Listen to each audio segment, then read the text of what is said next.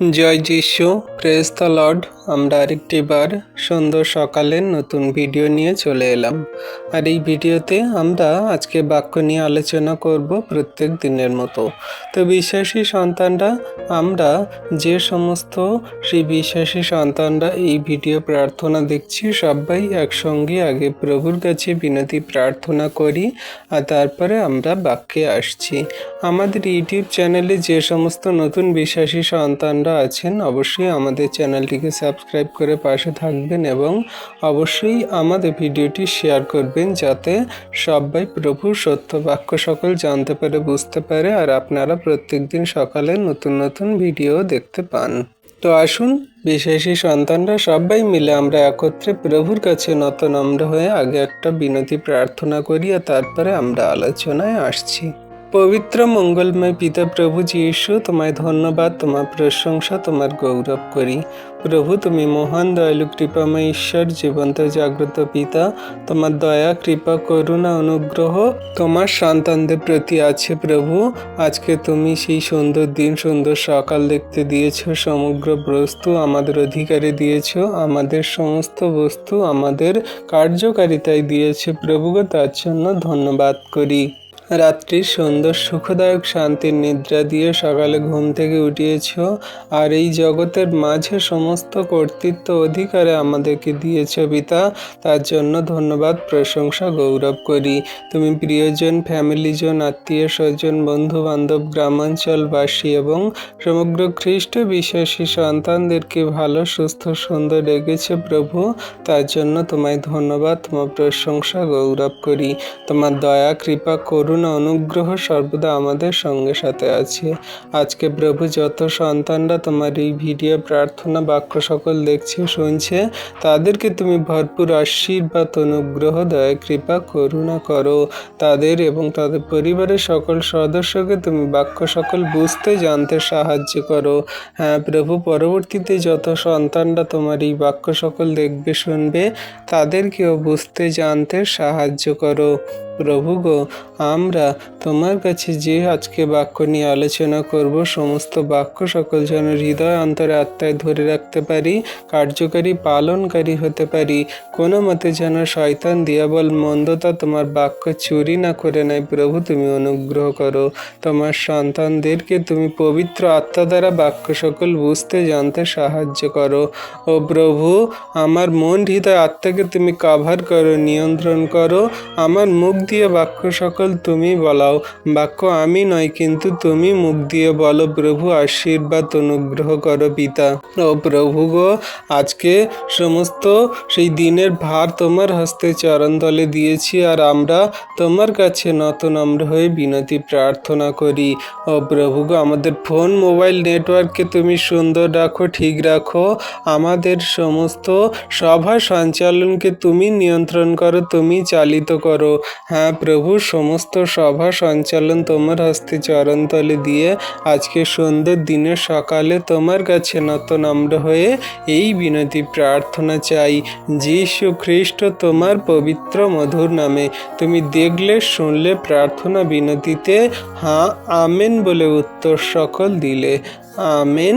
তো আসুন বিশ্বাসী সন্তানরা, এবারে আমরা আমাদের বাক্যের আলোচনাতে আসি। আজকের আমাদের টপিক, বিশ্বাসীরা পরীক্ষায় পড়লে কি করা উচিত। আমরা এই বিষয় নিয়ে আজকে আলোচনা করব।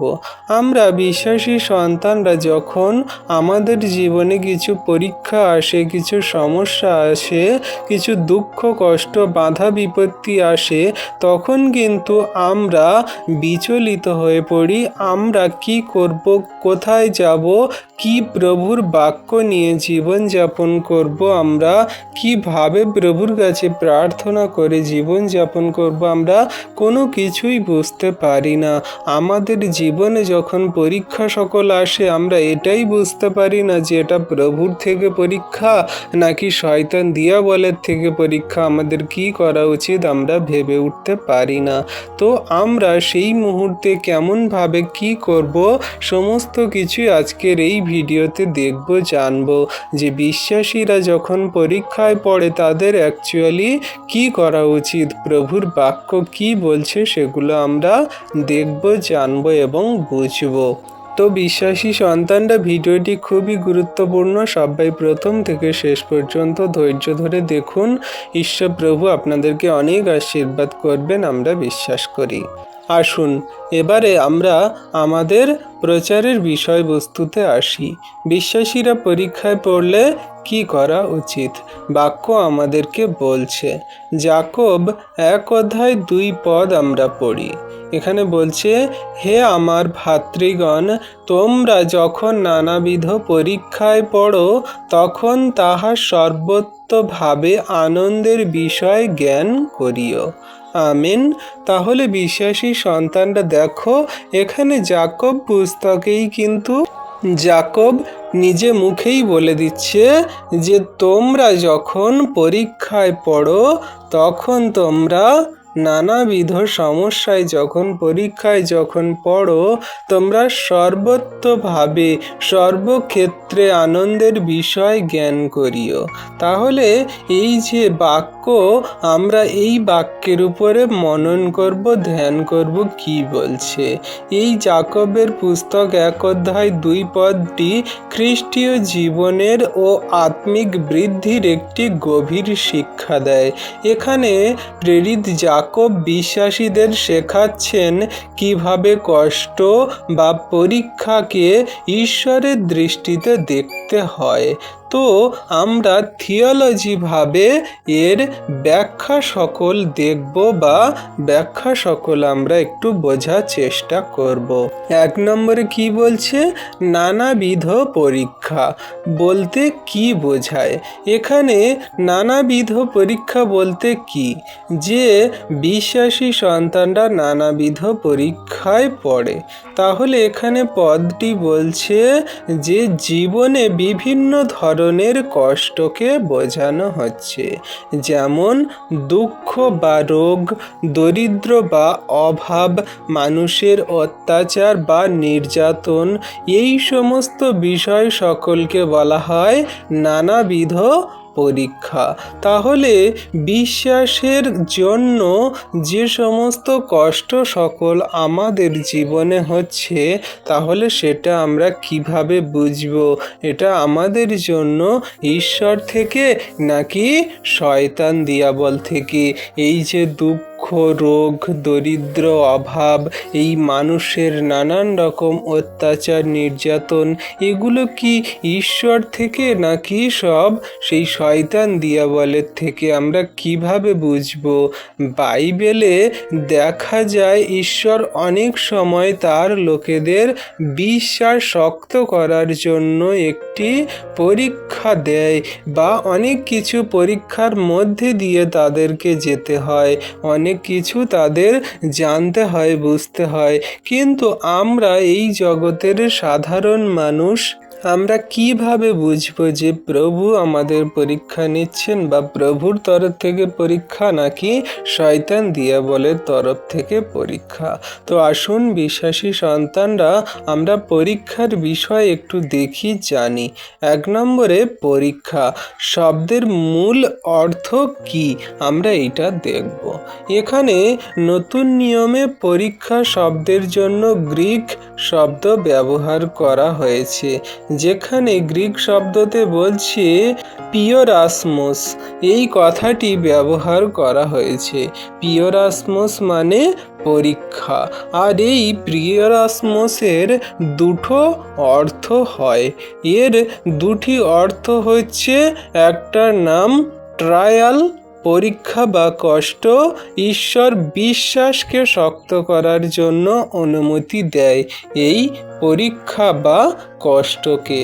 আর দ্বিতীয় নাম্বার হচ্ছে টেম্পটেশন, এটা হলো প্রলোভন। এই টেম্পটেশনটা হলো শয়তান মানুষকে পাপের দিকে টানতে চায়। তো এই দুটো দিক আমাদের এই পরীক্ষার মধ্যে দিয়ে বুঝতে হয়।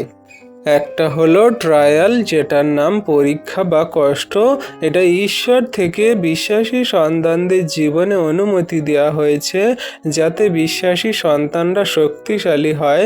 আর দ্বিতীয়টা হলো টেম্পটেশন, যেটার নাম হলো প্রলোভন, যা শয়তান মানুষকে পাপের দিকে বিশ্বাসীদেরকে টানতে থাকে বা সেই শয়তান দিয়েবল পাপের দিকে নিয়ে চলে যায়, ঈশ্বর থেকে দূরে সরায়। তাহলে আমরা বুঝতে পারছি যে বিশ্বাসী সন্তানদের জীবনে যখন এই পরীক্ষাগুলো আসে তখন দুটো দিক দিয়ে আমাদের বিচার করতে হয়।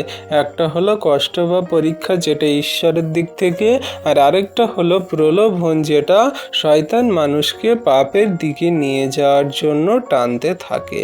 অর্থাৎ একই শব্দ দুইভাবে ব্যবহার হতে পারে, কিন্তু উদ্দেশ্য আলাদা আলাদা।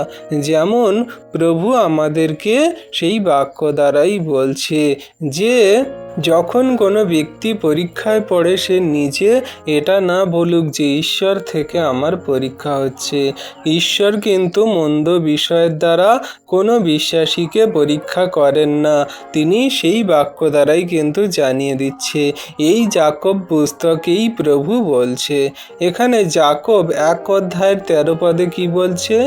পরীক্ষার সময়ে কেহ না বলুক ঈশ্বর হইতে আমার পরীক্ষা হইতেছে, কেননা মন্দ বিষয়ের দ্বারা ঈশ্বরের পরীক্ষা করা যাইতে পারে না, আর তিনি কাহারও পরীক্ষা করেন না। Amen, hallelujah. তাহলে বিশ্বাসী সন্তানরা দেখো কত সুন্দর বাক্য দ্বারাই কিন্তু আমাদেরকে, বিশ্বাসীদেরকে পরিষ্কারভাবেই জানিয়ে দিচ্ছে যে পরীক্ষার সময়ে কোনো ব্যক্তি, কোনো মানুষ বা কোনো বিশ্বাসী বর্গ সন্তান না বলুক যে ঈশ্বর থেকে আমার পরীক্ষা হচ্ছে, কেননা মন্দ বিষয়ের জন্য ঈশ্বর প্রভু কোনো মতে কারোর পরীক্ষা করেন না, আর তিনি কাহারও পরীক্ষাও করেন না। তো আমরা এটা সম্পূর্ণরূপে তো নিশ্চিত যে মন্দ বিষয়ের জন্য ঈশ্বর প্রভু কোনো মতে আমাদের পরীক্ষা নেয় না। এবারে বিশ্বাসী সন্তানরা আমরা দেখব মন্দ বিষয় কি। মন্দ বিষয় এটাই যে আমরা যখন কোনো খারাপ বাজে কাজ করতে যাচ্ছি, যখন আমরা কোনো মানুষের ক্ষতি করতে যাচ্ছি, আমরা কোনো মানুষের খারাপ চেষ্টা করতে যাচ্ছি, যখন এই জগতে আমরা কোনো কিছু নিজেদের খারাপ করতে যাচ্ছি, পাপের দিকে চলে যাচ্ছি, তো সেই বিষয়গুলোকেই বলা হয় মন্দ বিষয়। কারণ ভালো বিষয় হলো কি? স্বর্গরাজ্যের পথ, মানুষের উপকার করা, মানুষের পাশে দাঁড়ানো, সাহায্য করা, সেই খারাপ মন্দ কঠিন পরিস্থিতিতে মানুষ পড়ে থাকা তাদেরকে ওঠানো, সেইগুলোই হলো ভালো কাজ। আর মন্দ কাজ হলো যেগুলো মানুষকে পাপে ফেলা, মানুষের পাপের দিকে নিয়ে যাওয়া, মানুষকে আরও মন্দভাবে তাকে সেই আঘাত করা। তো এগুলোই হলো মন্দ বিষয়। তো কোনো রকম যেন আমরা পাপ, মন্দতাকে এবং ভালো দিকটাকে আমরা যেন জড়িয়ে না ফেলি বা গুলিয়ে না ফেলি। তাই বিশ্বাসী সন্তানদের এখানে বলা হচ্ছে যে ঈশ্বর প্রভু কোনো মতে কিন্তু মন্দ বিষয়ের দ্বারা কোনো সেই বিশ্বাসীকে কোনো পরীক্ষা করেন না বা পরীক্ষায় ফেলেন না। তাই আপনারা আপনাদের মন্দ বিষয়ে, মন্দ পরিস্থিতিতে কিন্তু পরীক্ষায় পড়েন। তো আমরা অনেকেই আছি আমাদের পরিস্থিতির কারণে ঈশ্বরকে দোষারোপ দিয়ে ফেলি, বা আমরা অনেকেই আছি আমাদের মন্দ সেই কামাভিলাষের জন্য কিন্তু আমরা ঈশ্বরকে দোষারোপ দিই। কিন্তু এখানে বাক্য স্পষ্ট রূপেই জানিয়ে দিচ্ছে যে তোমরা যখন পরীক্ষায় পড়ো, তোমরা এটা বলো না যে ঈশ্বর প্রভু আমাকে এই পরীক্ষায় ফেলেছে বা মন্দ বিষয়ের দ্বারা ঈশ্বর প্রভু আমার পরীক্ষা নিচ্ছে। কোনো মতে নয়।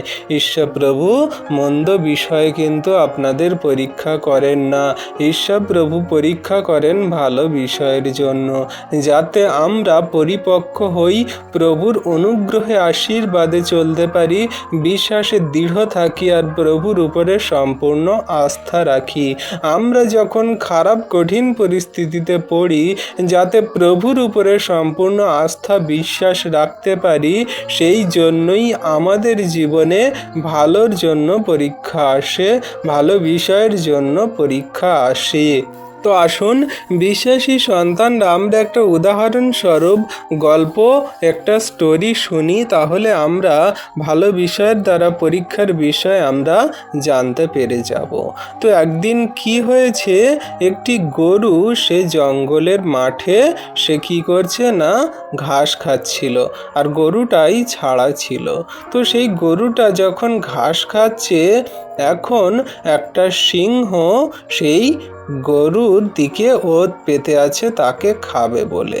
তো গরুর দিকে যখন ওত পেতে আছে খাবে বলে, যখন সেই সিংহের সময় মতো হলো আর সে ছুটে আসছে গরুটাকে ধরে খাওয়ার জন্য, আর গরুটা দেখতে পেয়ে সেও দৌড় দিয়ে এবারে গরুটা ছুটে ছুটে যাচ্ছে, প্রাণপণ ছুটে যাচ্ছে, যাতে সে গিয়ে একটা নিরাপদ জায়গায় যেতে পারে, বা সে গিয়ে তার মালিকের কাছে, তার প্রভুর কাছে গিয়ে সে উঠতে পারে, যাতে তার প্রভু তাকে রক্ষা করে সেই সিংহের থেকে।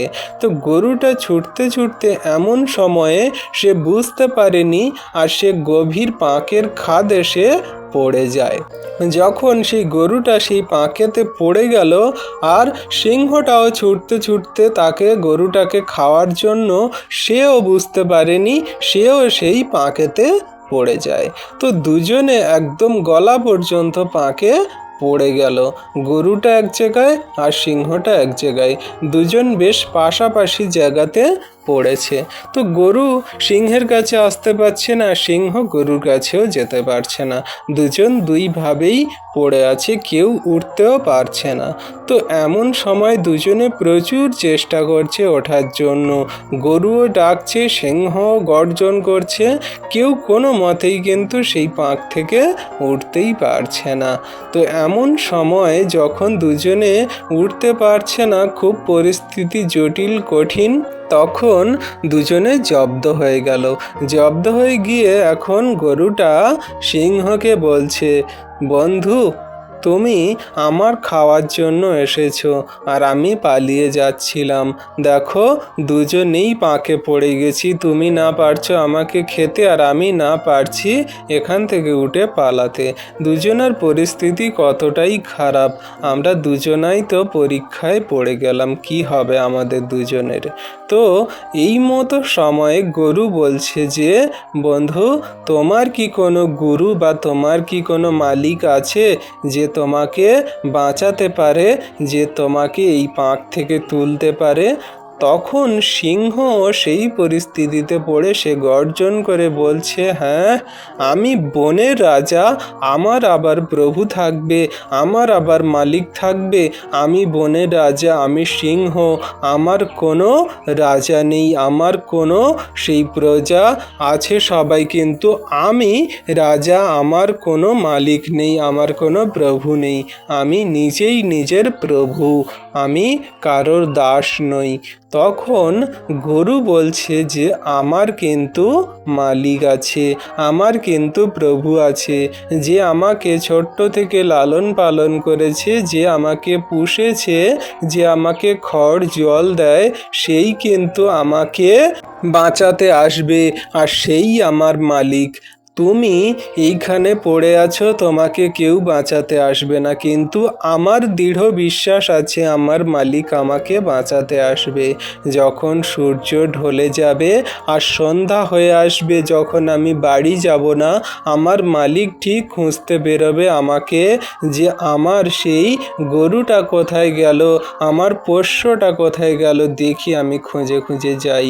আর আমার দৃঢ় বিশ্বাস আমার মালিক আমাকে ভালোবাসেন, আমি যেখানে যাই না কেন, সন্ধে হলে যদি আমি বাড়ি না ফিরি, আমার মালিক খুঁজে খুঁজে ঠিক আসবে, আর আমি এইখানে খাদে পড়ে আছি, আমার মালিক ঠিক খুঁজে খুঁজে এখানে চলে আসবে।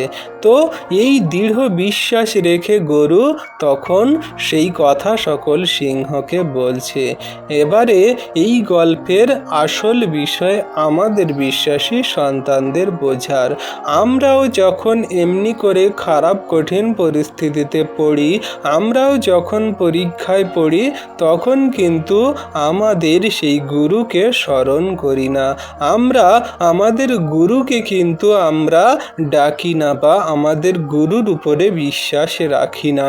আমরা যখন আমাদের সেই খারাপ কঠিন পরিস্থিতিতে দুঃখে কষ্টে রোগে অসুস্থতায় নানান রকম মানুষের নির্যাতনে কষ্টে আমাদের জীবনের খারাপ কঠিন পরিস্থিতিতে যখন আমরা সেই পাকেতে পড়ে যাই আর আমরা আমাদের ঈশ্বর প্রভুর স্মরণ করি না, আমরা ঈশ্বর প্রভুর উপরে বিশ্বাস রাখি না, আমরা কি করি না সেই সিংহের মতন গর্জন করি আর বলি আমার কে আছে আমাকে বাঁচাবে, আমার কেউ নেই, আমি একা, আমি একাই রাজা, আমার সমস্ত কিছুই আছে। মানে আমি টাকা পয়সার উপরে জোর দিই, আমি টাকা পয়সার উপরে ভরসা করি, জগতের মানুষের উপরে ভরসা করি, কিন্তু ঈশ্বর প্রভুর উপরে, সেই মালিকের উপরে, সেই প্রভুর উপরে আমরা বিশ্বাস করি না। যেমন করে গরু তার মালিকের উপরে বিশ্বাস করেছিল যে আমার প্রভু আছে, যে আমাকে ছোট্ট থেকে লালন পালন করেছে, সে আমাকে রক্ষা করবে,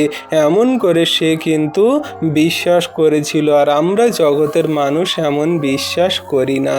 তাই আমরা যদি প্রভুর উপরে বিশ্বাস করি যে আমরা যা কিছু কষ্টে দুঃখের সমস্যায় রোগ ব্যাধি মন্দতায় পড়ি না কেন, আমার প্রভু আছে, আমার মালিক আছে, তিনি সন্ধ্যা হলে কিন্তু আমরা বাড়ি না ফিরলে আমাদেরকে তিনি ওঠাবেন, রক্ষা করবেন এই পাক থেকে। তাই প্রভুর উপরে আমাদের সম্পূর্ণ ট্রাস্ট রাখা উচিত, বিশ্বাস রাখা উচিত। আর তিনি মহান ঈশ্বর, দয়ালু কৃপাময় পিতা, আমাদের সমস্ত মন্দতা শয়তান দিয়াবল থেকে ওঠাবেন, তিনি আমাদের সমস্ত শয়তানের দিয়াবলের হাত থেকে বাঁচাবেন। যত খারাপ কঠিন পরিস্থিতিতে আমরা পড়ি না কেন, কোনো মতেই প্রভু আমাদের সেই পাকে পড়ে থাকতে দেবে না। তাই বিশ্বাসী সন্তানরা আমরা যেন পরীক্ষার সময় না বলি যে মন্দ দ্বারা আমাদের প্রভু পরীক্ষা নিচ্ছে, কিন্তু মন্দ বিষয়ের দ্বারা প্রভু পরীক্ষা নেয় না। ভালো বিষয়ের জন্য আমাদের জীবনে পরীক্ষা আসে, যাতে আমরা দৃঢ় হই, শক্ত হই, প্রভুর উপরে আরও বেশি বেশি করে বিশ্বাসে রাখতে পারি। তাই বিশ্বাসী সন্তানরা কোনটা শয়তান দিয়াবলের থেকে আর কোনটা প্রভুর থেকে আমরা যেন একটু বোঝার চেষ্টা করি, তাহলে ঈশ্বর প্রভুকে আমরা দৃঢ়রূপে বিশ্বাস করতে পারবো যীশু খ্রিস্টের পবিত্র মধুর নামে। আমেন। তাহলে বিশ্বাসী সন্তানরা আশা করি আমরা বাক্য সকল বুঝতে পারছি। এবারে আমরা দ্বিতীয় নম্বর থিওলজিক্যাল অর্থ দেখব। থিওলজি দৃষ্টিতে পরীক্ষা মানে এমন পরিস্থিতি যেখানে মানুষের বিশ্বাস, ধৈর্য এবং ঈশ্বরের প্রতি নির্ভরতা যাচাই করা হয়। এটি ঈশ্বরের একটি প্রক্রিয়া যার মাধ্যমে বিশ্বাস শুদ্ধ হয়, চরিত্র গঠন হয়, ঈশ্বরের উপর নির্ভরতা বাড়ে। তাহলে বিশ্বাসী সন্তানরা দেখো, আমরা বিশ্বাসী সন্তানরা যখন কোনো পরিস্থিতিতে যাই আর এমন জায়গায় আমাদের খারাপ পরীক্ষা এসে পড়ে, সেইখানে মানুষের সেই বিশ্বাস ও ধৈর্য এবং সেই বিশ্বাস ধৈর্যকে আরও পরিপক্ক করার জন্য ঈশ্বরের প্রতি তার নির্ভরতা কেমন সেটাকে যাচাই করার জন্য কিন্তু আমাদের এই পরীক্ষা সকল আসে। কারণ ঈশ্বর প্রভু এই প্রক্রিয়ার মাধ্যমে যদি বিশ্বাসীদের না নিয়ে যায়, তাহলে আমরা বুঝতে পারবো না বা বিশ্বাসকে বোঝা যাবে না আমরা কতটা সেই শুদ্ধ রূপে প্রভুর উপরে বিশ্বাস করি, কতটা সেই আমাদের বিশ্বাসের শক্তি আছে, আমরা সেই বিশ্বাস দ্বারা ঈশ্বর প্রভুকে কতটা সম্পূর্ণভাবে বিশ্বাস করছি কিনা, বা আমাদের চরিত্র সকল কেমন, আমরা সম্পূর্ণরূপে প্রভুর উপরে বিশ্বাস করছি সেই গরুর মতো, নাকি আমাদের বিশ্বাস সকল সেই টাকা পয়সা ধন সম্পদের প্রতি, যেটা সেই সিংহ করেছিল যে না আমি আমার রাজা, আমার কেউ কোনো মালিক নেই, আমার কেউ কোনো গুরু নেই। সেই রকম আমাদের চরিত্র কোনটা আমাদের সেই পরীক্ষার সময়েই কিন্তু বোঝা যায়। ঈশ্বরের উপরে আমাদের নির্ভরতা বাড়ে যখন আমরা পরীক্ষায় পড়ি, আমরা সেই বিশ্বাসে ধৈর্যে কতটা শক্তিশালী তখনই বোঝা যায় যখন আমরা পরীক্ষায় পড়ি। তো এটাই বিশ্বাসী বিশ্বাসীদের একটা বড় শিক্ষা। যখন আমাদের জীবনে পরীক্ষা আসে তখন কিন্তু এটা আমাদের বুঝতে হবে যে ঈশ্বর থেকে আমাদের যদি পরীক্ষা আসে আমাদের তার প্রতি নির্ভরতা আরও বাড়বে। আমরা প্রভুর উপরে সম্পূর্ণ ট্রাস্ট বিশ্বাস রেখে জীবনযাপন করে চলবো। তাহলে বিশ্বাসী সন্তানরা এমনি করে আমরা প্রভুর দ্বারা পরীক্ষা বুঝতে পারছি।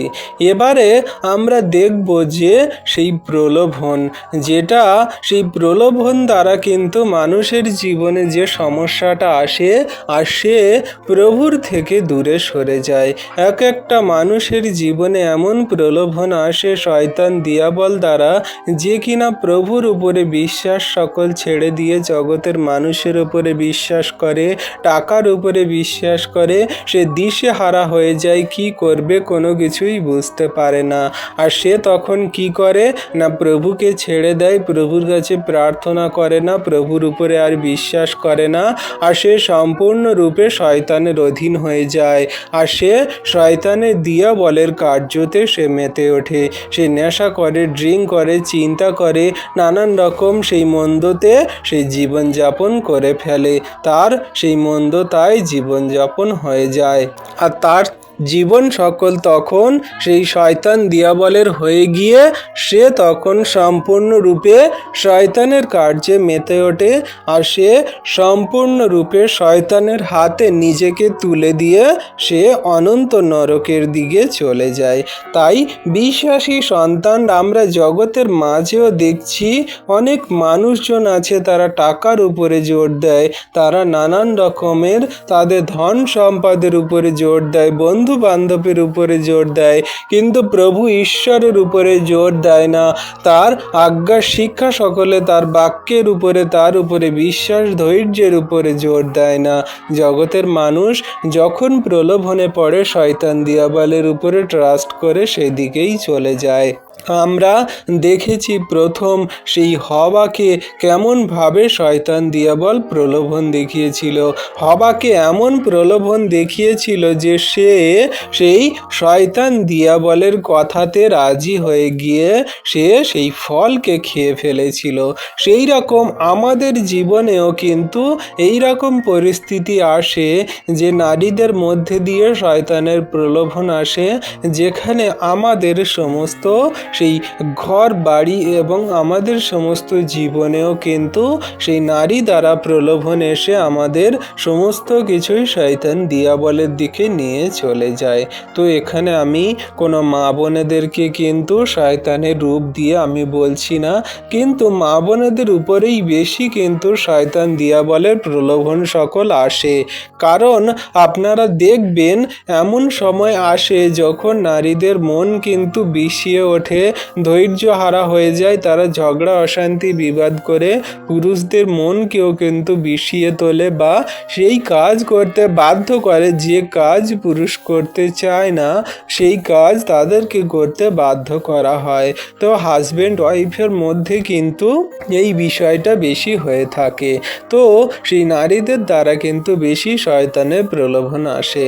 তো মা বোনেদেরকে বলবো যে আপনারা প্রভুর কাছে প্রার্থনা করুন আর আপনারা নিজেরাও যাচাই করবেন, বুঝতে পারবেন। দেখবেন অনেক রোগ ব্যাধি বেশিরভাগ কিন্তু মা বোনেদের মধ্যে দিয়েও আসে। তাদের নানান রকম শয়তান দিয়াবলে রোগ ব্যাধি মন্দতা, নানান রকমের ভূতগ্রস্ত অবস্থা, নানান রকমের সেই মন্দ বিষয় সকলও আসে। তো পুরুষদের আসে না তা নয়, পুরুষদের আসে, কিন্তু বেশি নারীদের মধ্যে আসে। তো অবশ্যই আপনারা প্রভুর উপরে দৃঢ় বিশ্বাস রাখুন, প্রভুর আজ্ঞা শিক্ষা সকল পালন করুন। যখন পরীক্ষা আসে হাঁটু পাতুন, প্রভুর কাছে নত নম্র হয়ে বলুন যে সমস্ত শয়তান দিয়াবল মন্দতা আমি যিশুর নামেতে দূর করি, ক্যান্সেল করি, আউট করি। শয়তান দিয়াবল আমার কি করবে? প্রভু আমার সহায়, তিনি আমার মালিক, তিনি আমার প্রভু, তিনি ডাক্তারেরও ডাক্তার, ওষুধের ওষুধ, জীবন্ত কার্য সাধনকারী মহান ঈশ্বর প্রভু, তার উপরেই আমি ট্রাস্ট বিশ্বাস করি। তিনি আমার মহান প্রভু ঈশ্বর পিতা, তার আজ্ঞা শিক্ষা সকল আমি সঠিক রূপে কার্যকারী পালন করে চলব। তাই তার উপরে বিশ্বাস করে চলুন। ঈশ্বর প্রভু আপনাদের আমাদের সমগ্র খ্রিস্ট বিশ্বাসী জগন্নিবাসীকে তিনি পরীক্ষা থেকে ওঠাবেন, শক্তিশালী করবেন, বিশ্বাসে ধৈর্যে তিনি আরও শক্তিশালী করে তুলবেন আমাদের যিশু নামেতে। তো বিশ্বাসী সন্তানরা, এই যে পরীক্ষা, এটা আমাদের বিশ্বাসী সন্তানদের একটা ট্রায়াল। আমাদের বিশ্বাস শুদ্ধ হয়, চরিত্র গঠন হয় এবং ঈশ্বরের উপরে নির্ভরতা বাড়ে। এটা আমাদের অবশ্যই এই প্রক্রিয়ার মধ্যেই যেতে হবে। আমরা এই প্রক্রিয়ার বাইরে জীবনযাপন করতে পারবো না। আমাদের অবশ্যই কিন্তু এই পরীক্ষার মধ্যে দিয়ে যেতেই হবে। আর এই পরীক্ষার মধ্যে দিয়ে গেলে আমাদের ভালো হবে, খারাপ কিছু হবে না। 3 নম্বরে আমরা দেখব বাইবেলে পরীক্ষার উদ্দেশ্য, যা আমরা বাইবেল অনুযায়ী পরীক্ষার কয়েকটি উদ্দেশ্য পাই, যেখানে 1 নম্বরে বিশ্বাস প্রমাণ করা এবং সেই বিশ্বাসকে কেমনভাবে আমাদের আশীর্বাদ নিয়ে এসেছে। যেমন আব্রাহামকে ঈশ্বর পরীক্ষা করেছিলেন, যেখানে আমরা আদি পুস্তক 22 অধ্যায় পড়লে পাই। সেখানে আব্রাহামকে ঈশ্বর প্রভু পরীক্ষা করেছিল যে তোমার পুত্রকে তুমি বলি দাও। আর সেই ঈশ্বরের কথা শুনে যখন আব্রাহাম তার একমাত্র পুত্র ইসহাককে নিয়ে পর্বতের চূড়ায় উঠল আর সেখানে তাকে বলি দেওয়ার জন্য নিয়ে গেল, সে সম্পূর্ণরূপে ঈশ্বরের আজ্ঞা সকল পালন করেছে। তার জীবনে পরীক্ষা এসেছে, কিন্তু সে ঈশ্বরের উপরে বিশ্বাস এবং ধৈর্য রেখেছিল। আর আব্রাহামের এই বিশ্বাসকে ঈশ্বর প্রভু ধার্মিকতা রূপে দেখিয়েছে যে আমার উপরে যে বিশ্বাস রাখবে সে ধার্মিকতা পাবে। তাহলে ঈশ্বরে বিশ্বাস রাখা দ্বারাও কিন্তু ধার্মিকতা পাওয়া যায়, যেটা আব্রাহাম পেয়েছিল। সেই ঈশ্বরের উপরে বিশ্বাস করেছিল আর তার পুত্রকে বলি দেওয়ার জন্য সে পাহাড়ে নিয়ে চলে গিয়েছিল। তাই তার সেই বিশ্বাসকে ঈশ্বর প্রভু ধার্মিকতা রূপে দেখিয়েছে আর আব্রাহামকে ঈশ্বর প্রভু বন্ধু রূপে পরিচিত করেছেন। তাহলে আমরা দেখছি যে বিশ্বাস ও ধৈর্য আমাদের জীবনে ধার্মিকতা নিয়ে আসে। তাই আমাদের প্রভুর প্রতিও বিশ্বাস ধৈর্য রাখা খুব জরুরি। আমরা কিন্তু সেই বিশ্বাস ও ধৈর্য দ্বারা আমরা কিন্তু ঈশ্বর প্রভুর কাছ থেকে কি পাবো না, ধার্মিকতা পাবো এবং ঈশ্বরের বন্ধু বলে আমরা তার সন্তান রূপে দেখতে পাবো। 2 নম্বরে বিশ্বাসকে শক্ত করা। এখানে আমরা দেখি ইয়োব যে অনেক পরীক্ষার মধ্যে দিয়ে তিনি গিয়েছিল, যেটা আমরা ইয়োব পুস্তক 2 অধ্যায় 9-10 পদ পড়লে আমরা সেখানে দেখতে পাই। আপনারা ইয়োব পুস্তক সেই পুরো পুস্তকটাই পড়বেন। সেখানে ইয়োবের যে পরীক্ষা, বিশেষ করে আপনারা ইয়োব পুস্তকের 1 থেকে 3 অধ্যায়টা পড়বেন। সেখানে ইয়োবের কেমন পরীক্ষা, খারাপ কঠিন পরিস্থিতি এসেছিল। তার পুত্র কন্যা, তার ঘর বাড়ি, তার মেষ গরু ছাগল সমস্ত কিছুই কেমনভাবে সব উজাড় হয়ে গিয়েছিল, শেষ হয়ে গিয়েছিল। আর সেখানে সেই ইয়োবের যে নানান রকমের কষ্ট, নানান রকমের রোগ অসুস্থতার সমস্যা এসেছিল, শয়তান একটার পর একটা তার সমস্যায় ফেলছিল, কিন্তু সেখানে সে স্থির ছিল, প্রভুর উপরে সম্পূর্ণ বিশ্বাস রেখেছিল, সম্পূর্ণ ধৈর্য রেখেছিল। আর তারপরে আমরা দেখি ইয়োবের সমস্ত কিছুই কিন্তু ঈশ্বর প্রভু ফিরিয়ে দিয়েছিল। তো আমরা আপনাদের বোঝার সুবিধার্থে এখানে ইয়োব পুস্তক 2 অধ্যায়ের 9-10 পদটা পড়ছি, আপনারা বুঝতে পারবেন বাক্য কি বলছে। এখানে বাক্য বলছে, ইয়োব 2 অধ্যায় 9-10 পদে বলছে, তখন তাহার স্ত্রী তাহাকে কহিলেন, তুমি কি এখনো তোমার সিদ্ধতা রক্ষা করিতেছ? ঈশ্বরকে জলাঞ্জলি দিয়া প্রাণ ত্যাগ করো। কিন্তু তিনি তাহাকে কহিলেন, তুমি একটা মূঢ়া স্ত্রী লোকের মতো কথা কহিতেছ। বলো কি আমরা ঈশ্বর হইতে কি সকলি মঙ্গল গ্রহণ করিব, অমঙ্গল গ্রহণ করিব না? এই সকলেতে ইয়োব আপন অষ্টাধরে পাপ করিলেন না। আমেন। তাহলে বিশ্বাসী সন্তানরা দেখো, এখানে কত সুন্দর রূপে আমাদেরকে জানাচ্ছে যে তখন তাহার স্ত্রী মানে ইয়োবের স্ত্রী তার স্বামীর এতটা কষ্ট দেখলো, তার সমস্ত কিছু শেষ হয়ে গেছে, এমনকি সে রোগে অসুস্থতায় পড়ে আছে। সেই মুহূর্তে তার স্ত্রী কষ্টে দুঃখে বলছে যে স্বামী, তুমি এখনো পর্যন্ত ঈশ্বরের উপরে সেই বিশ্বাস ধৈর্য রেখেছ, এখনো পর্যন্ত তুমি ঈশ্বরের সিদ্ধতা রক্ষা করে চলেছ, তুমি ঈশ্বরকে জলাঞ্জলি দাও, বাজে মন্দ কথা বলে তুমি তোমার প্রাণ ত্যাগ করো, তুমি এই কষ্টে আর থাকতে পারবে না। কিন্তু তখন ইয়োব কি বলছে যে তুমি একটা মূঢ় বোকা নারীর মতো কথা বলছো, তুমি ঈশ্বর প্রভুর কাছ থেকে ভালো ভালো জিনিস সকল নিয়েছো, তখন ঈশ্বর তোমার মঙ্গল করেছিল, তখন ঈশ্বরের মঙ্গল আশীর্বাদ সকল পেয়েছিলে, তখন তুমি ঈশ্বরকে ধন্যবাদ দিয়েছিলে, আর এখন তোমার অমঙ্গল আসছে, এখন তুমি ঈশ্বরকে জলাঞ্জলি দিতে বলছো, তুমি বোকা একটা মূঢ় নারীর মতো কথা বলছো। কিন্তু ইয়োব বলছে যে না, আমি ভালো যখন আমার হবে, আমি ঈশ্বরকে যখন ধন্যবাদ দিয়েছি, প্রশংসা গৌরব করেছি, তার প্রতি বিশ্বাস ধৈর্য রেখেছিলাম, আমার জীবনে যদি খারাপ অমঙ্গল হয় আমি ঈশ্বরকে ধন্যবাদ দেব, আমি তার উপর বিশ্বাস রাখবো, আমি তার উপরে আস্থা রাখবো। আর এই সকলেতে ইয়োব ওষ্ঠাধরে কিন্তু কোনো মতে পাপ করেনি, ঈশ্বরের কাছ থেকে কোনো রকম কিন্তু মন্দ পায়নি। তো এমনি করে আমরা বুঝতে পারি যে প্রথমত কিন্তু নারীদের মধ্যে দিয়েই অধৈর্য আসে, নারীদের মধ্যে দিয়ে শয়তানের প্রলোভন আসে, নারীদের মধ্যে দিয়েই শয়তানের কার্য সকল হয়।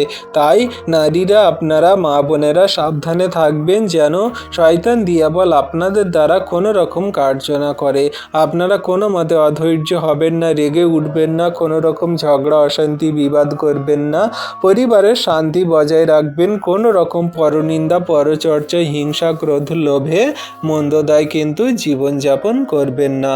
তো এটা শয়তান দিয়াবলের খুব বড় একটা কার্য, যেটা বিশ্বাসী বর্গ সন্তানদের মধ্যে করে, নারীদের মধ্যে দিয়েই করে, মা বোনেদের মধ্যে দিয়েই করে। তো আপনারা সাবধানে থাকবেন। তো ইয়োব কিন্তু আপন অষ্টাধরে সে ঠিক ছিল, ঈশ্বর প্রভুর ধার্মিকতা সকল পেয়েছিল। তারপরে আমরা সবাই জানি যে ঈশ্বর প্রভু ইয়োবকে সমস্ত কিছুই কিন্তু ফিরিয়ে দিয়েছিল, আরও দ্বিগুণ পরিমাণে ঈশ্বর প্রভু তাকে আশীর্বাদ করেছিল, তার কোনো কিছুরই অভাব রাখেনি।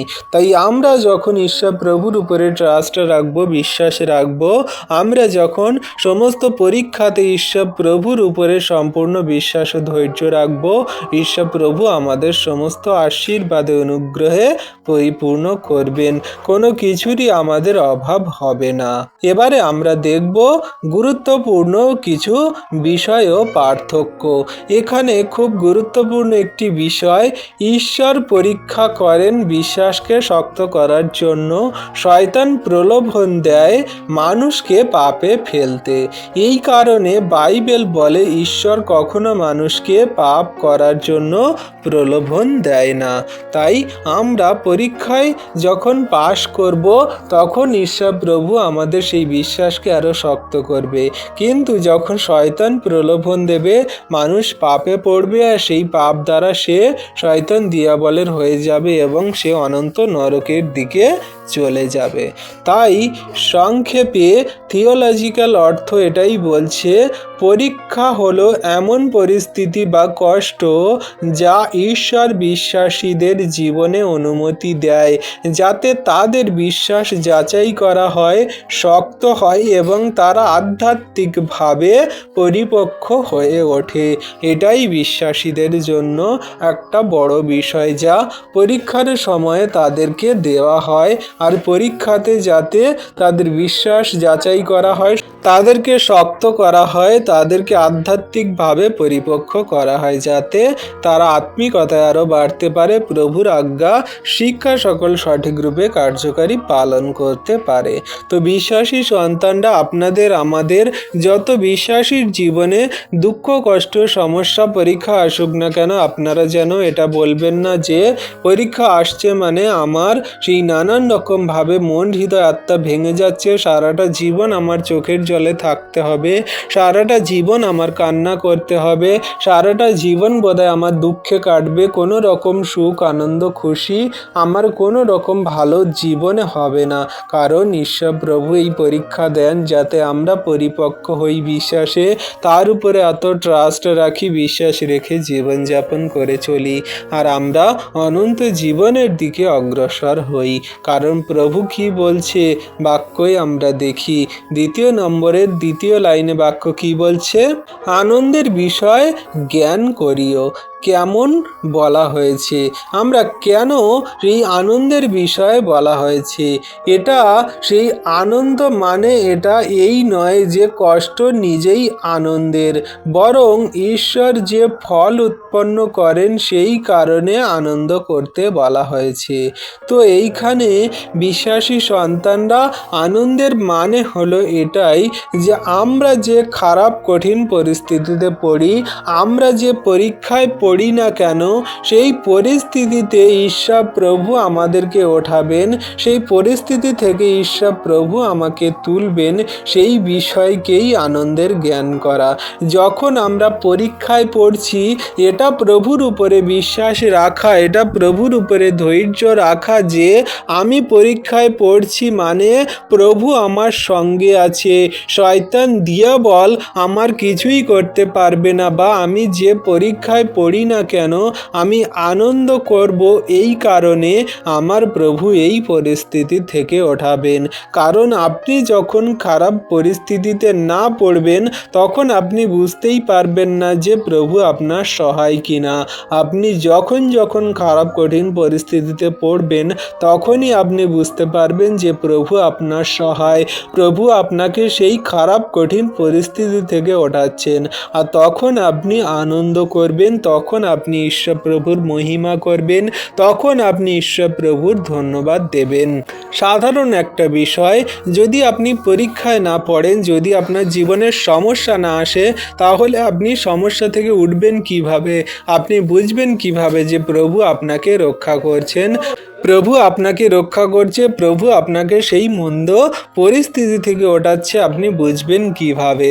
তো আপনার জীবনে খারাপ কঠিন পরিস্থিতি আসতে দিলে আপনি বুঝতে পারবেন যে হ্যাঁ, প্রভু আপনাকে ওঠাচ্ছে খারাপ কঠিন পরিস্থিতি থেকে, আর তখন আপনি 2 হাত তুলে প্রভুর ধন্যবাদ দেবেন, আনন্দের জ্ঞান করবেন যে হ্যাঁ, প্রভু আপনার সঙ্গে আছে, সাথে আছে, সমস্ত খারাপ কঠিন পরিস্থিতি থেকে আপনাকে ওঠাচ্ছে।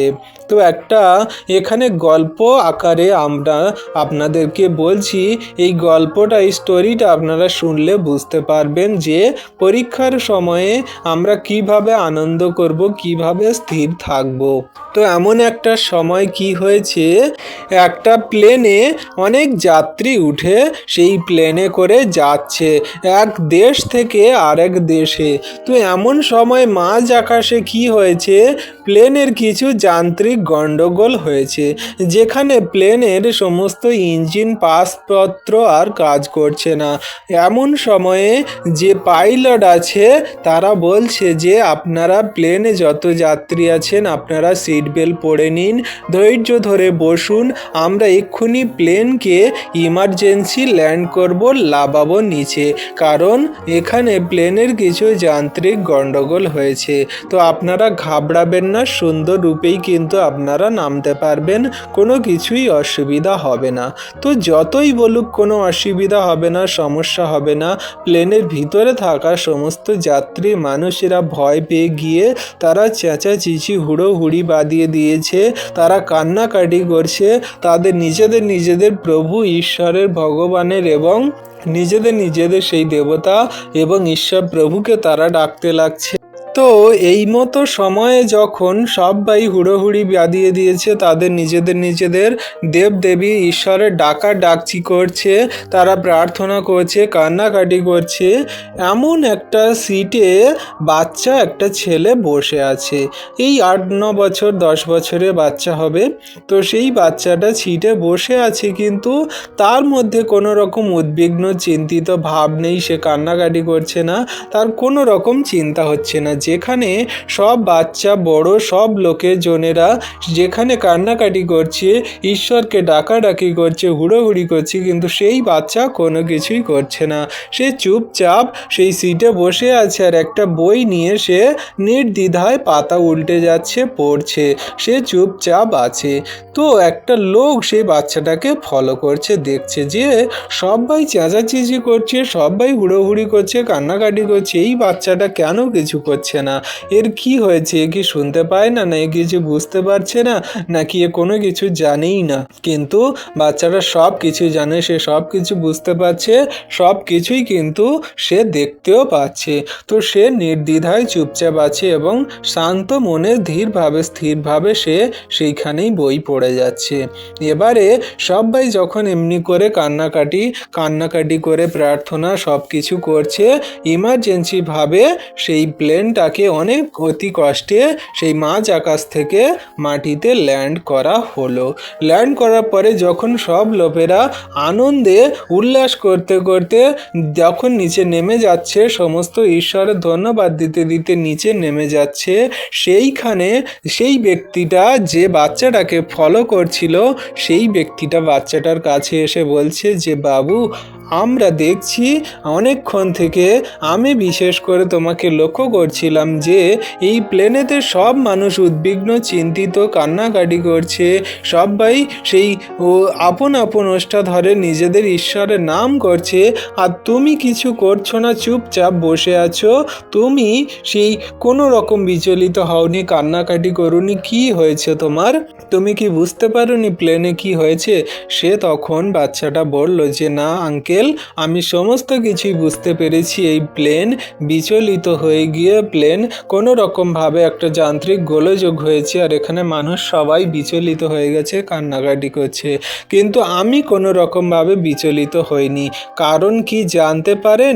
কারণটা হলো এই যে পাইলট যে আমাদের এই প্লেনটাকে চালাচ্ছে নিচে, আমাদের প্লেনটাকে নামালো এই খারাপ কঠিন পরিস্থিতিতে, আর এই পাইলটই হলো আমার বাবা। তো আমি কোনো রকমভাবে বিচলিত হইনি, কারণ আমি জানি আমার বাবার প্রতি বিশ্বাস আছে যে আমার বাবা এই খারাপ কঠিন পরিস্থিতিতে সুন্দর রূপেই কিন্তু এই পাইলট মানে এই যে প্লেনটাকে তিনি নিচে লাভাবেন। তো আমার বাবার প্রতি আমার সম্পূর্ণ দৃঢ় বিশ্বাস আছে, আর এই আনন্দেতেই আমি আছি সর্বদা মগ্ন হয়ে, সেই জন্য করে আমি কোনো রকম বিচলিত হইনি, ভাবিত হইনি, চিন্তিত হইনি। তো আমার জীবনে যত খারাপ কঠিন পরিস্থিতি আসুক, এই প্লেনের মধ্যে আমার বাবা আমার পাইলট, আমি জানি যে তিনি সুন্দর রূপেই প্লেনটাকে নিচে নামাবেন। তো সেই বিশ্বাসে সেই আনন্দে আমি ধৈর্য ধরে চুপচাপ ছিলাম, আনন্দ করছিলাম। তাহলে বিশ্বাসী সন্তানরা আমরা বুঝতে পারছি কত সুন্দর রূপে এখান থেকে আমরা একটা শিক্ষা পাচ্ছি যে যখন আমাদের জীবনে খারাপ কঠিন পরিস্থিতি আসে, যখন আমাদের জীবনে এমন করে সমস্ত বাধা বিপত্তি মন্দ বিষয় সকল আসে, তখন আমরা বিচলিত হয়ে যাই, তখন আমরা আনন্দ করতে পারি না, তখন আমাদের মনে আনন্দ আসে না।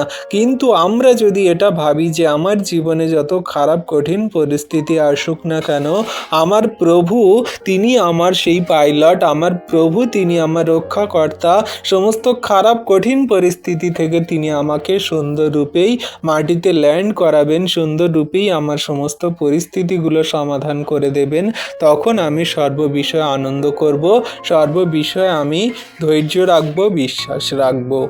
তাই এখানে বলছে যে সর্বত্রভাবে আনন্দের বিষয় জ্ঞান করিও, যখন তোমার জীবনে খারাপ কঠিন পরিস্থিতি আসে, সমস্যা সকল আসে।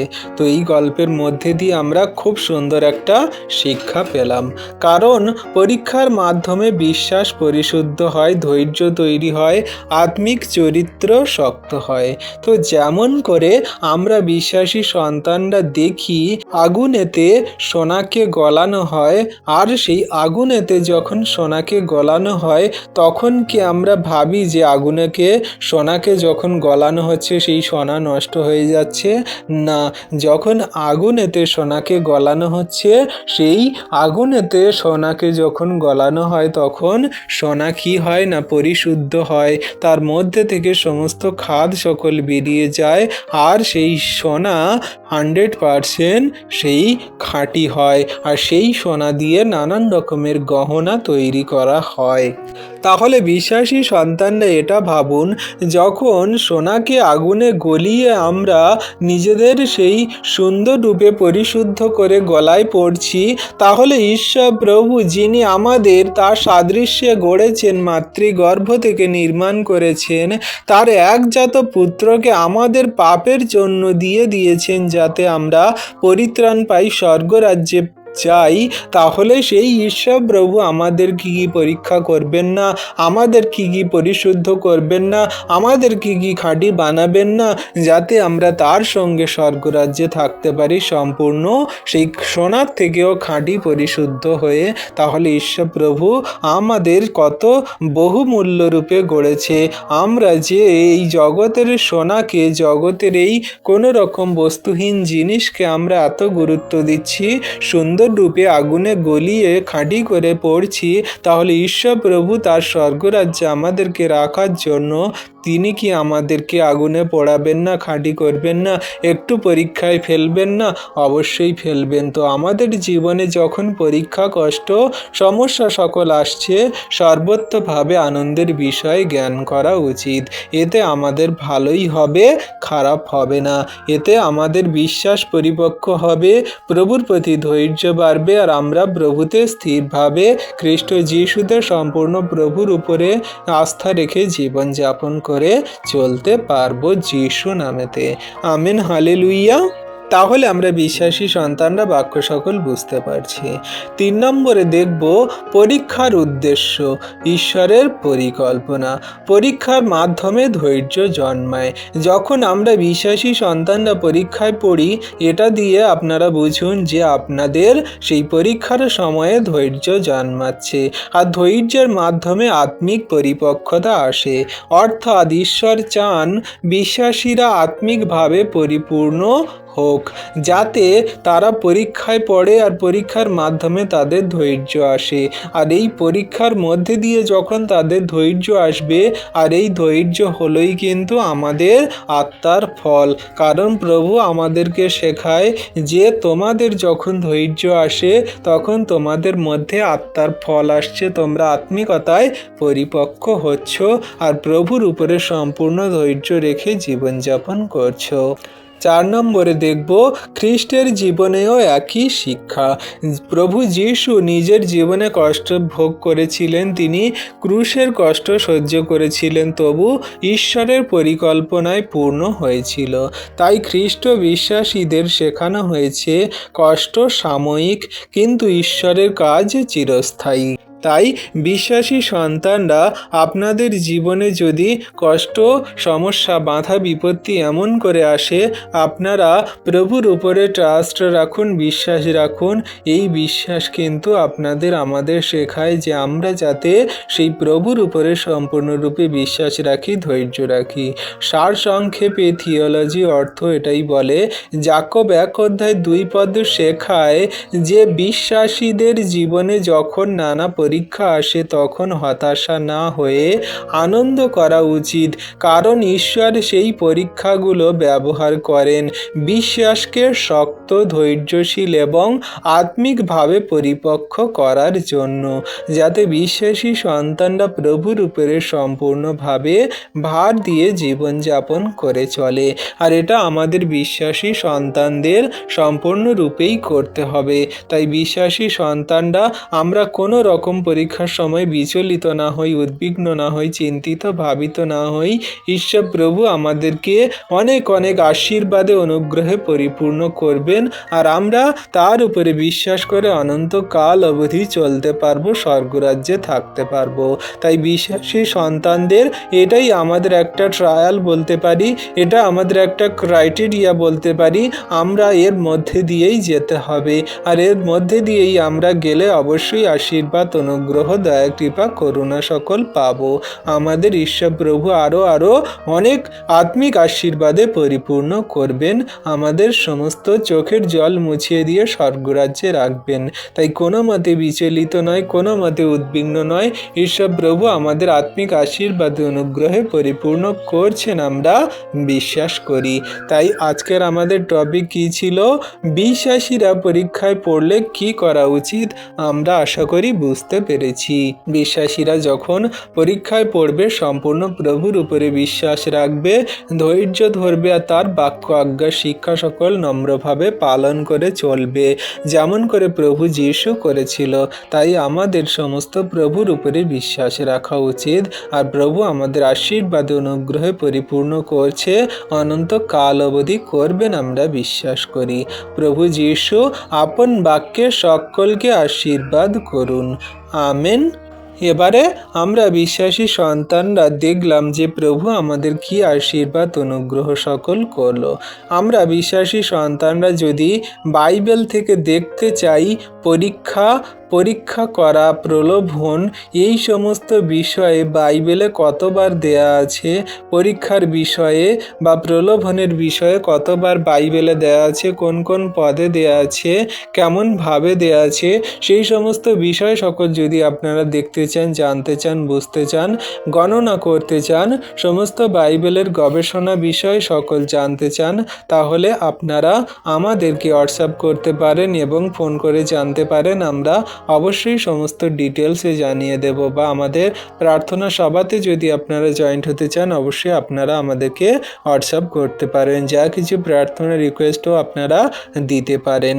ঈশ্বর প্রভু আপনাদের সকলকে আশীর্বাদ, অনুগ্রহ করুন। আমেন। তো আসুন বিশ্বাসী সন্তানরা, আমরা যা কিছু বাক্য পড়লাম, আমরা এই বাক্য সকল জাতির হৃদয় অন্তরে আত্মায় ধরে রাখতে পারি, কার্যকারী পালনকারী হতে পারি। প্রভুর কাছে একটা ছোট্ট বিনতি প্রার্থনা করি। পবিত্র মঙ্গলময় পিতা প্রভু যীশু, তোমায় ধন্যবাদ, তোমার প্রশংসা, তোমার গৌরব করি। প্রভু গো, তুমি মহান দয়ালু কৃপাময় ঈশ্বর, জীবন্ত জাগ্রত পিতা। প্রভু, আজকের এই সুন্দর দিনে সকালে তুমি যা কিছু বাক্য আমাদেরকে দান করলে প্রভু, এই বাক্য সকল আমাদের হৃদয় অন্তরে আত্মায় দাও। তোমার বাক্য সকল যেন আমরা সঠিক রূপে কার্যকারী পালন করে চলতে পারি। তোমার বাক্য সকল যেন আমরা হৃদয় অন্তরে আত্মায় গচ্ছিত করে রাখি।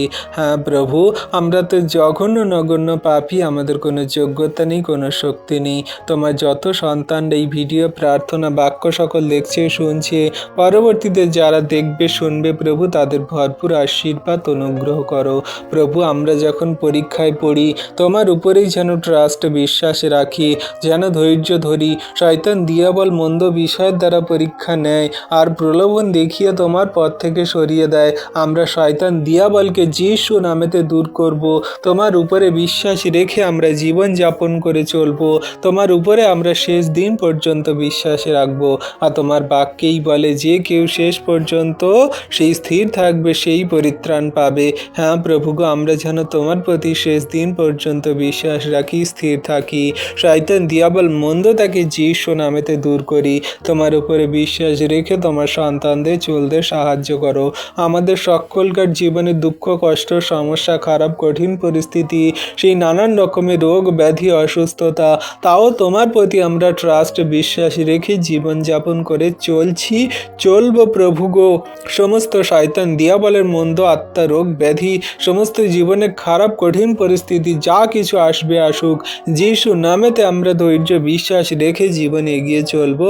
আর তুমি আমাদের সমস্ত শক্তি বল তাগাত দান করবে পিতা, আমরা বিশ্বাস করি তুমি সর্বদাই আমাদের সাথে আছো। শয়তান দিয়াবল মন্দতা কেউ কোনো কিছু করতে পারবে না। রোগ ব্যাধি অসুস্থতা, জীবনে খারাপ কঠিন পরিস্থিতি, ঝড় তুফান বাধা বিপত্তি, কোনো কিছুই আমাদের জীবনে কিছুই করতে পারবে না, কারণ তুমি আমার সঙ্গে সাথে আছো। তুমি আমাদের সমস্ত খ্রিস্ট বিশ্বাসী বর্গ সন্তানদের সঙ্গে সাথে আছো প্রভু। তোমায় ধন্যবাদ, তোমার প্রশংসা, তোমার গৌরব করি। তোমার দয়া কৃপা করুণা অনুগ্রহের ছায়াতে তোমার সন্তানদেরকে স্থির রাখো, ঠিক রাখো। ধন্যবাদ পিতা পুত্র পবিত্র আত্মা, ধন্যবাদ প্রভু যীশু। সারাদিনের ভার সকল দিই, সারা জীবনের ভার সকল দিয়েছি, সারাদিনের ভার সকল দিই। তুমি সুন্দর সুস্থভাবে জীবনযাপন করতে সাহায্য করো। সমস্ত দুর্ঘটনা বিপদ অ্যাক্সিডেন্ট বাজে মন্দ সেই দিক থেকে আমাদেরকে ওঠাও। সমস্ত খারাপ জীবনের পথ থেকে আমাদেরকে ভালো পথের দিকে নিয়ে আসো, আশীর্বাদ করো। তোমার সন্তানদের দুর্ঘটনা বিপদ অ্যাক্সিডেন্ট থেকে রক্ষা করো প্রভু গো। সমস্ত সন্তানদের এই সুন্দর দিনে সকালে গন্তব্যে পৌঁছাও, গন্তব্য থেকে বাড়িতে আসতে সাহায্য করো। আশীর্বাদ অনুগ্রহ দয়া কৃপা করুণা করো। ধন্যবাদ পিতা পুত্র পবিত্র আত্মা, ধন্যবাদ প্রভু যীশু। তোমার দয়া কৃপা করুণা অনুগ্রহ তোমার সন্তানদের প্রতি আছে। এই বিনতি প্রার্থনা সুন্দর দিনে সকালে তোমার কাছে চাইলাম পিতা পুত্র পবিত্র আত্মার নামে। তুমি দেখলে, শুনলে প্রার্থনা, হ্যাঁ আমেন বলে উত্তর সকল দিলে। এই প্রার্থনা চাইলাম যীশু খ্রিস্ট তোমার পবিত্র মধুর নামে। তথাপি আমাদের ইচ্ছা নয় প্রভু, তোমার ইচ্ছা আমাদের জীবনে পূর্ণ হোক। আমেন।